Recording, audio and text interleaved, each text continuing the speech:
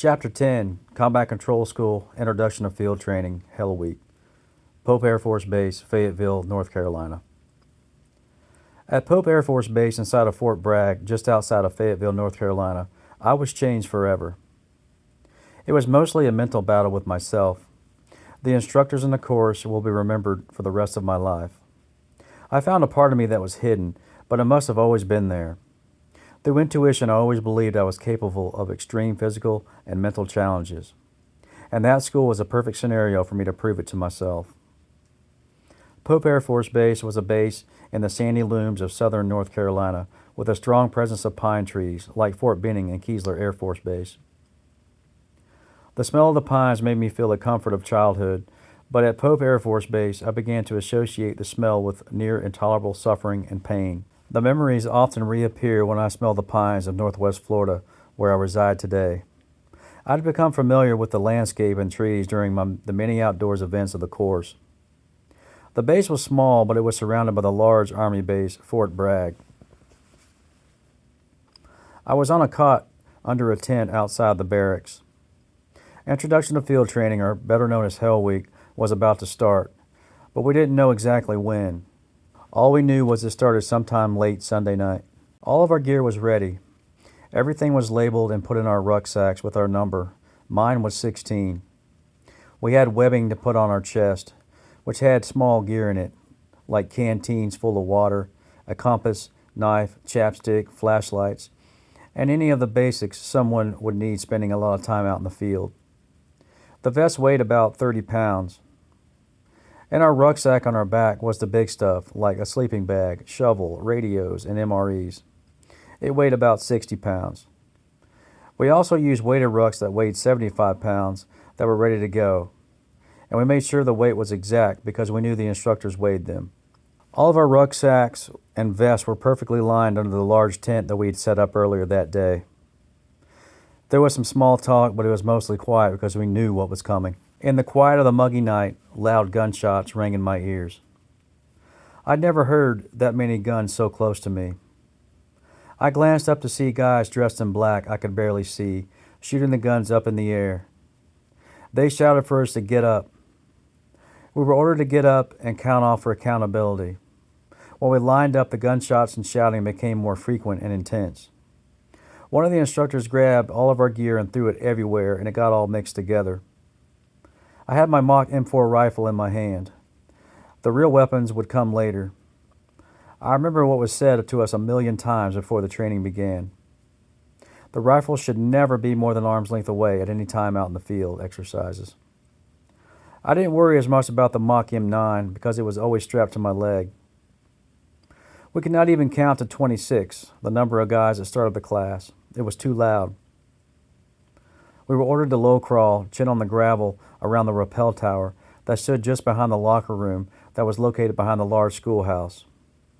It was the largest schoolhouse of any school in the pipeline. The rappel tower was tall, with many stories and mock helicopters at each level that we used later for rappelling and practicing fast roping.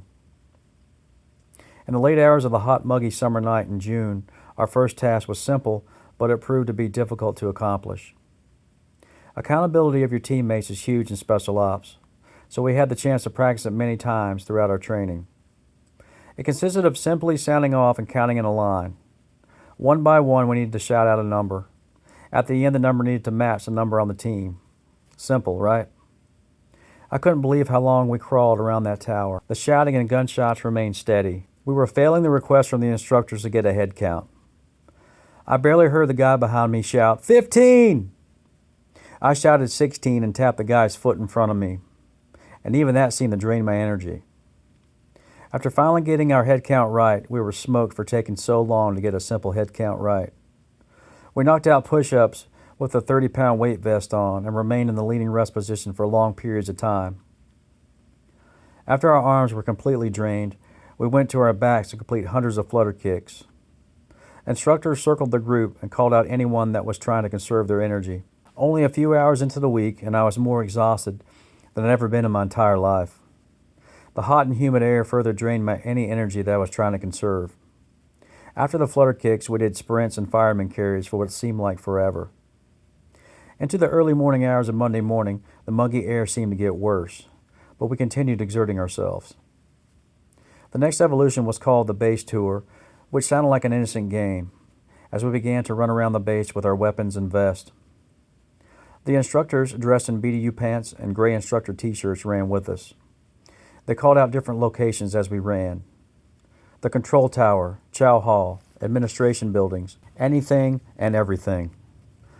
I treated this as a break, tired, but running was an event I didn't mind too much, as long as there wasn't too much weight on my back, although my 30-pound weight vest was becoming a burden, and the Mach M4 was certainly becoming a nuisance by that point.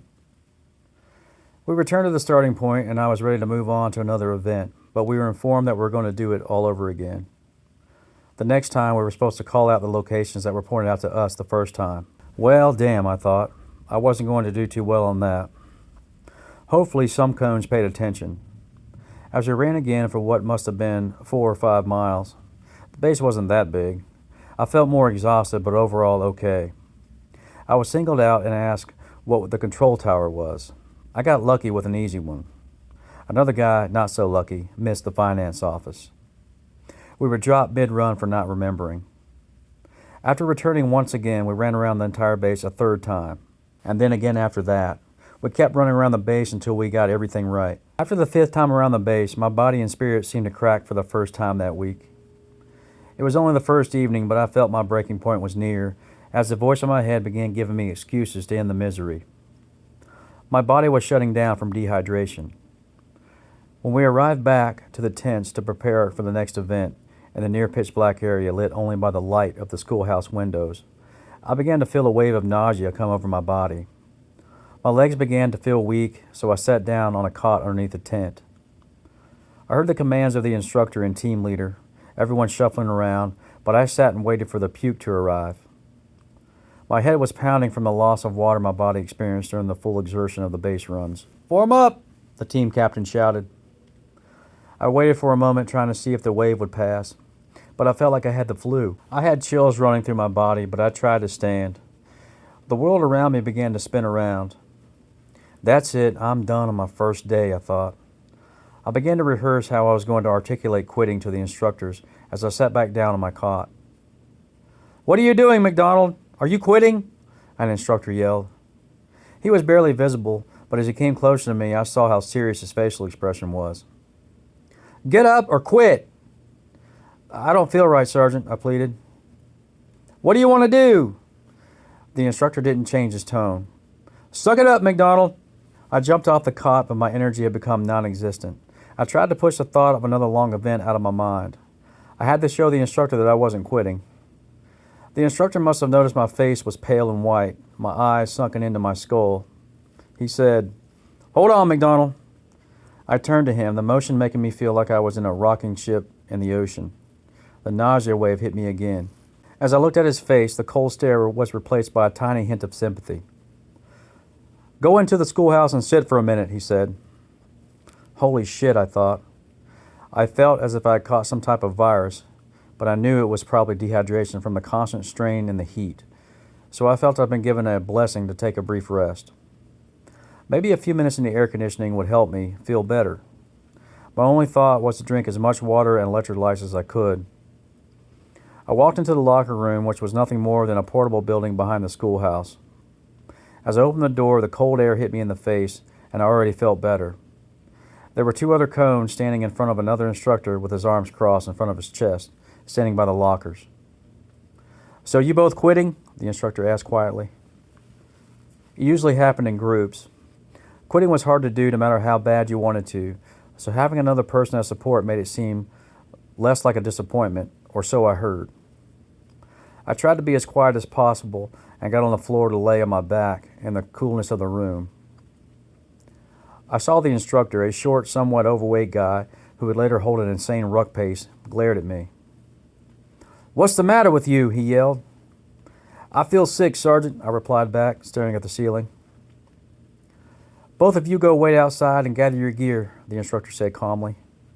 The 2 quitters scurried out of the room, the last time I'd ever see them. I could feel the instructor staring at me as I was looking up at the ceiling.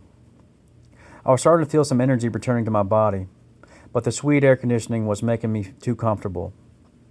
The thought of quitting was at the tip of my tongue. All I had to say was, I quit, and all that dumb shit would be over, and I could sit in the air conditioning or do anything else I wanted like a normal person. The instructor stood directly over me, not looking thrilled that I was just lying there on the floor. "What's the matter with you? Are you quitting too?" His voice wasn't calm like it was the moments before. He seemed agitated that another cone was trying to get out of training instead of putting out with the team. I knew that I was somehow relieved that I needed to take a break. I knew I was using the time to take a break from the constant activities. I knew I was tired. I jumped off the floor and stood on my feet. The weight of the vest, a reminder of why I needed to take a break. It felt like 60 pounds instead of 30. "Negative, Sergeant." I drank 2 of my canteens until they were empty, and then I scurried out the door. I never wanted to be in that situation again. I returned to the classroom, which I was relieved we were in the air conditioning, and they were calling out numbers of gear that was lost on the base tour runs. Random things like flashlights and sewing kits came out of our vests while we were running. Unfortunately, my entire butt pack that is connected to the back of our vest came open on the run, and I didn't notice. "Number 2, come get your gear." For each piece of gear that was found, we owed push-ups. "Number 4, come get your chapstick." "Number 16. Number 16. Number 16. Holy shit, number 16. I had lost completely everything that was in the butt pack, and now I was going to pay. The end result was 1,000 4-count push-ups to pay by the end of Hell Week. If I ever felt like quitting, that was the time. I hated leaving the classroom whenever we had to leave. I knew we'd go out into the muggy air and go back to activities and constantly moving with weight on our back. It took everything I could, knowing that I had 1,000 push-ups to do while the instructors watched, and another 4 days of activities. We went out into the dark, breaking down the old Vietnam-era tents that we had set up behind the schoolhouse Sunday afternoon. We had to break down the large bulky tents and set them up in front of the schoolhouse in a large field. Of course, we were wearing our full gear, including our rucks, while we walked back and forth, trying to remember how to set them up. Our minds were becoming dulled from sleep deprivation, making even simple tasks seem complicated. As the sun rose Monday morning, the air was thick and humid, and I felt the effects of being up all night, exerting myself, combined with the heat of the summer day. We were still slowly moving all the tent pieces from behind the schoolhouse, making the slow walk, carrying the big bulky poles and parts with nearly 100 pounds on our backs. There were too many guys that shouted orders about what to do as we tried to figure out how to set up the tents. Another quitter was talking with the instructors. He had received an alternate weapon, a 4x4 board with a sledgehammer taped to it, and the tedious work of setting up the old tent wearing all of our gear while carrying that thing made him quit. I was a bit surprised who I saw quit, especially a guy who was physically stronger than I was. Everyone was tired and not thinking clearly. My character flaws had already started to emerge with my exhaustion. I had no problem physically exerting myself into exhaustion, but mentally I was taking a break, almost without realizing it. I carried things here and there and helped hold the poles. In my mind, I reverted back to helping my father back home, becoming passive and a bit lazy. In my tired mind, I thought moving the tents was bullshit, so I took a mental vacation, but the instructors took note. Finally, the tents were all set up to the instructor's satisfaction, and we had a minute to sit on our cots, check our feet, and apply moleskin, a material placed over a forming blister to help prevent it from getting worse. Sitting down felt good. Instructors walked around the tent, so I held my weapon close. I already saw the 2 alternate weapons being lugged around because the cones were caught with their Mach M4 weapons more than arm's length away, and I couldn't imagine carrying those along with all of our gear. I already felt like a worn-out pack mule being abused by its owners. I was already working on the 1,000 push-ups in between events to pay for losing my gear, and I didn't want 2,000 more to get rid of the alternate weapon. Before I could take a moment to gather my thoughts, Hell Week, or Introduction to Field Training on the course syllabus, continued, as we were on the move getting ready for the next event called Humvee races. The event was done with the full weight of our rucksacks, vests, and weapons, and we were going to push Humvees around in the mud. We drove out to Fort Bragg in massive camouflage diesel trucks with flat beds and canopies over them. In the back were benches on each side where we would ride to the various events out in the field. When we were loading up the diesel trucks, I knew something dreadful was coming. As we rode in the back of the trucks, lined up on both sides, We quietly sat as we drove to an unknown location on Fort Bragg. On the way back, we were usually talkative and joking around, relieved we'd made it through another event that seemed impossible. The ride out to the events felt like we were driving to our death. We arrived at a location deep in the Fort Bragg forest. The whole base was massive with tons of fields, dirt roads, and pine forests. The Army did tons of training there, including the Army Special Forces. Since my lazy qualities that I suppressed earlier in the pipeline were emerging, I wanted to procrastinate before every event now. That one was no exception. I knew it was going to suck. I had to talk myself into getting out of the back of the truck. We pushed military Humvees around the mud for quite a while. On the muddy trails in the forest, we tried to move the massive vehicles. It was hard to get the vehicles in motion, while the instructors yelled in the back with a bullhorn. Guys grunted and screamed, while I took a few opportunities to act like I was pushing. It was just so exhausting.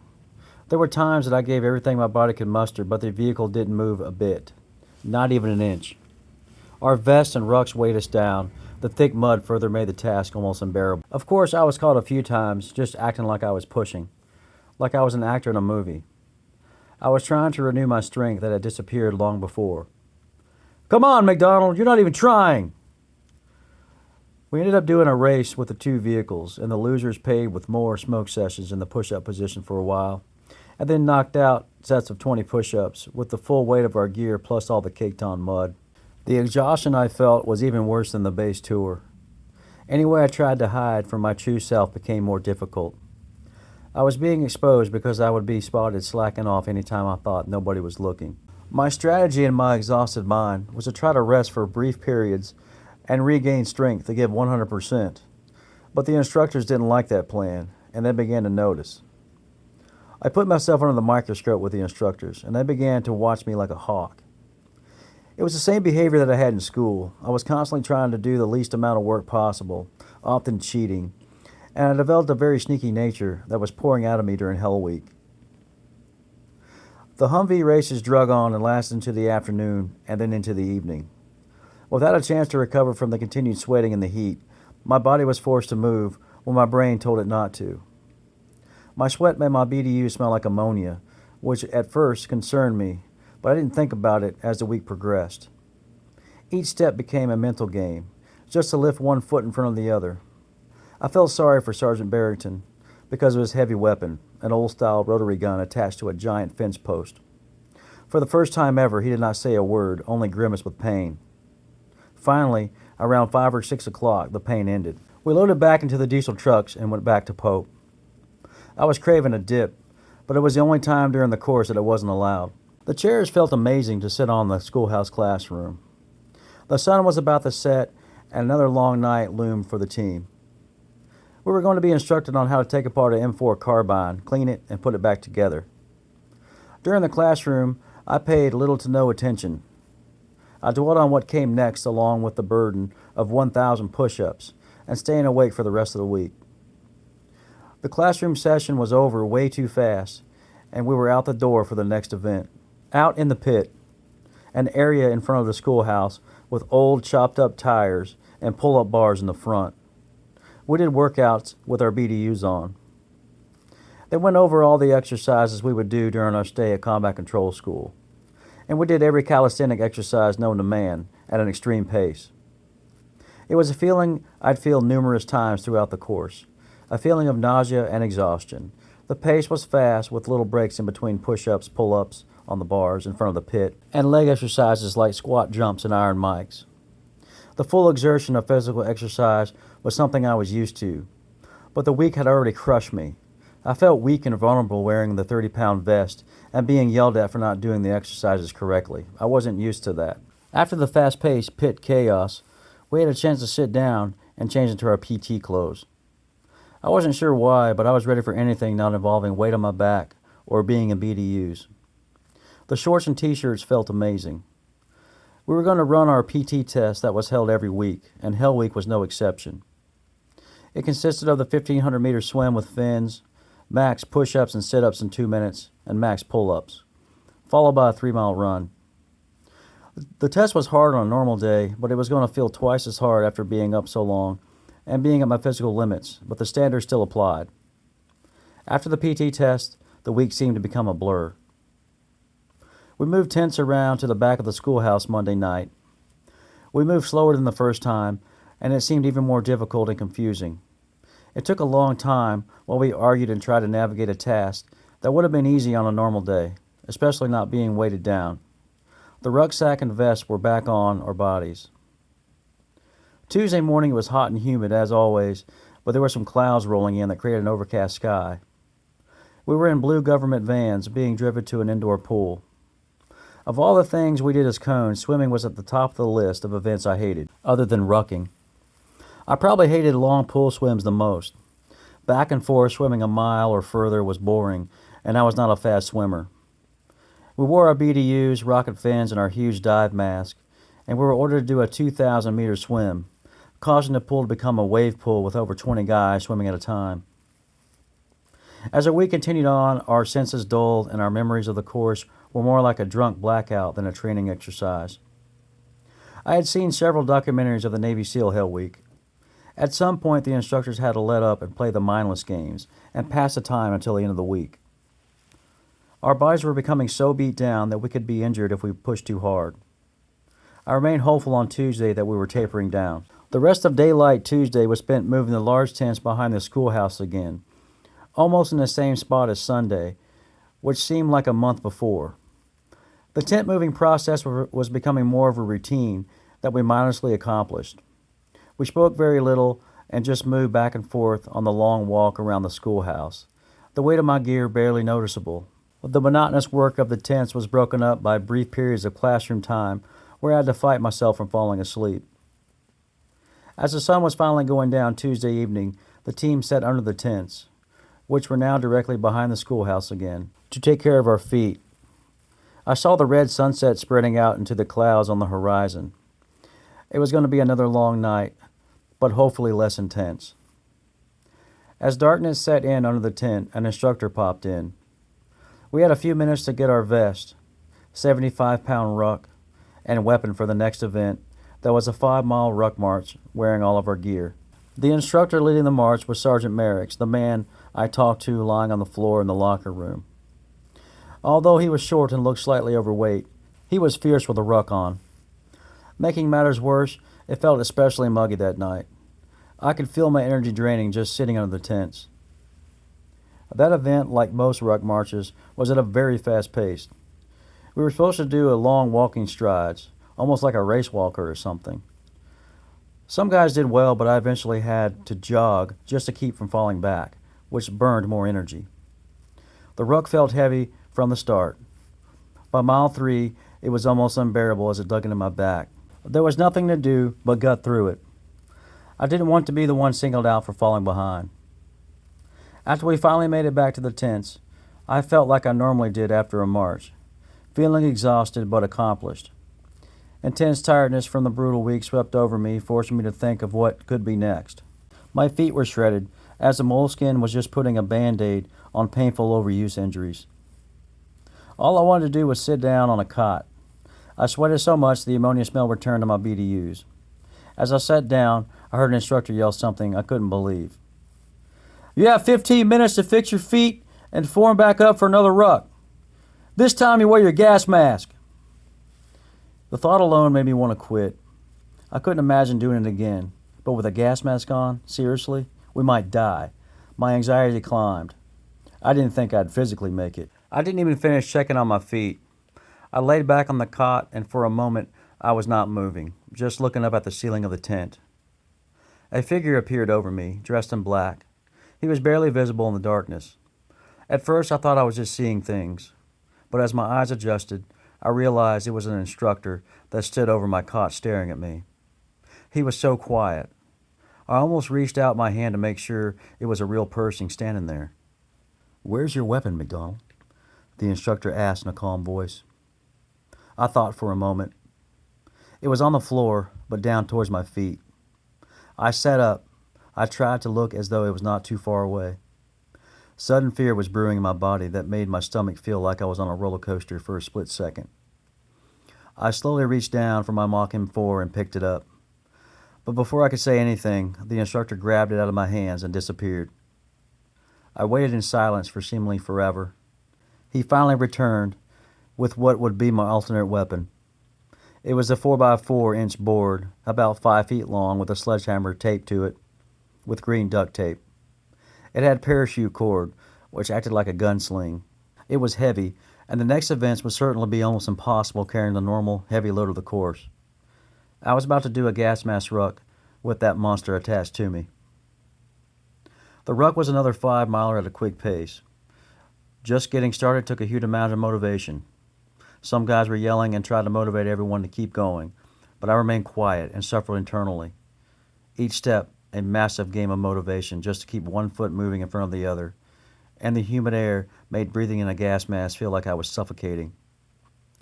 I withdrew into myself to find a way to continue these impossible tasks. Quitting seemed to be the only option again, other than completing the impossible task at hand. With the gas mask on, I felt claustrophobic with the urge to pull it off. In fact, I wanted to throw down the alternate weapon, strip off the heavy gear and clothes, and run down the road yelling, "I quit." "Do not lift up your gas mask," an instructor yelled. I lifted the gas mask up and gasped for air. Fuck whoever shouted that, I thought, as the heavy weapon was already causing me to fall behind the team. The 75-pound ruck dug into my shoulders, and the parachute cord dug into my neck as I tried to keep up, trotting down the middle of the deserted road on the base. It was impossible to keep up with the main group of the team, although others were falling behind. I was dead last. As I fell further behind, I heard, "You better catch up, McDonald, or you're done." I had to get rid of the alternate weapon to survive, but just the thought of having to do 2,000 push-ups in between events made me feel hopeless. A couple of guys quit further into the march. My mask was so foggy I could not see who it was. I continued on breathing heavily, hoping someone would pause the pace for a few minutes. The alternate weapon dug into my neck further, and I pulled my head down, as I felt my body stop moving. In front of me, I saw a figure drop to the ground and roll into the ditch. I took the opportunity to take off my gas mask, to act like I was going to help, but was too exhausted to even speak. "Keep moving and put your fucking mask on!" Before I placed my mask back on, I saw the cone lying in the ditch. He was considered the old guy at 28 years old. He looked like he was dead. The guy I sat in the day room with, watching TV just weeks before, was lying in the ditch with his eyes rolled back in his head and mouth hanging open. I never saw him again. I put my mask down and marched on with the team. As we returned to the tent, several guys went inside the schoolhouse to see a nurse. We were all trashed, and I felt complete physical exhaustion, nausea, and dizziness. I knew the buildings were all air-conditioned, and I thought about going in to see the nurse. After the announcement that we were going to do another ruck march, I sat in disbelief. But I felt too bad to care. I decided to go inside. I had never felt like I felt that night. I felt so dehydrated I feared my body may be in trouble. This was out of character for me, but that was an extreme circumstance. The room in the schoolhouse felt fantastic. Away from the muggy air, I got the chills again, and I decided to lay on the floor. Maybe I could get out of the next ruck march, I thought. Maybe I need to quit. "What's the matter with you, McDonald?" I looked up to see an instructor staring down at me again. The same one that gave me the alternate weapon. He was a rather large, fit man with a deep set of brown eyes that appeared black. I had never been the guy that tried to get out of anything physical, but there I was on the floor again, doing just that. "Hoo-yah, Sergeant, I'm fine." I felt embarrassed that I even came into the room. I took myself and the alternate weapon to the tents to face the final ruck march. On the third ruck, we'd have our vests, 75-pound rucks, and weapons, but we'd also be in 6-man teams carrying a 200-pound dummy on a stretcher for another 5 miles. 4 men carried the dummy with the handles on the stretcher, and the other 2 ran behind and rested. Like the other events, I didn't know how that was even physically possible. Before I was ready, we formed up and left for the ruck march with the heavy dummies. Into the early morning hours of the next day, we continued the pace and the impossible physical demands. Just to get the motivation to begin the third ruck march took every ounce of motivation I could muster, and then some. But I began to feel on autopilot. But the Tuesday night activities had us off balance and questioning everything. As the effects of being awake sank in, the intensity shot through the roof. That stretcher felt like 1,000 pounds. It pulled down on my shoulder as we shuffled along through the night, as the alternate weapon pulled my neck down. I took opportunities to slack off, just to deal with the alternate weapon and ruck. But even with that, it felt like too much. To make it 5 miles felt way out of reach. The weight of the ruck dug into my back, but I barely felt it because my feet were on fire. An instructor caught my alter ego, or possibly the real me. I was confused. They acted like he carried the weight, but let the other 4 men suffer. It was almost my turn to get a break from carrying the stretcher, but I was giving up. It was finally my turn to get a break, but I'd already brought more unneeded attention to myself. As I became more tired, I was almost repulsed by what emerged from inside of me. I was sneaky and cut corners at every opportunity. As I fell to the back of the 6-man rotation, I was in trouble. The strain of the stretcher, weight of the alternate weapon, and the fact that I was already subpar in the ruck events caught up with me. The already irritated instructors jumped all over me. I was unable to keep up with the stretcher group as they pulled away about 15 yards ahead of me. I began to give up. "You'd better catch up, or you're done, McDonald. We see you slacking off." The instructors had no remorse for me carrying the alternate weapon that weighed 35 to 40 pounds, and everyone else had a normal one. It was my fault. "Do you quit?" An instructor yelled behind me. Maybe I had more in me somewhere if I could find it. The weight of the gear pulled me and held me back at every step, and my feet were shredded. I started to sprint, but I could feel my body saying no. The group grew closer. I was running on pure mental energy.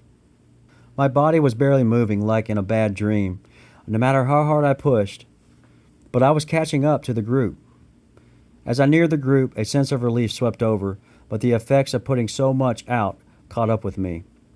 I knelt over and puked, mostly Gatorade, but it came up full force, again, and again, and I wondered when it would stop. I puked so much that the same instructors that yelled at me came over to check on me. I was glad I puked. They were getting the wrong impression of me. After being away for so long, the events, time, and experiences seemed to fuse together.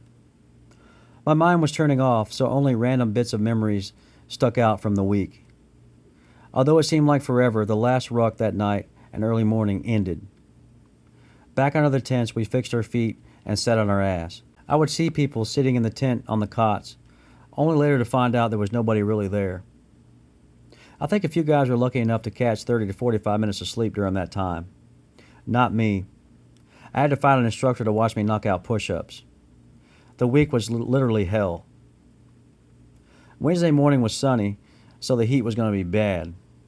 I remembered liking the sunlight because it had been a long night. We were setting out to do an event called the Tower of Power. It was an odd name, but that event, like all others, was no joke.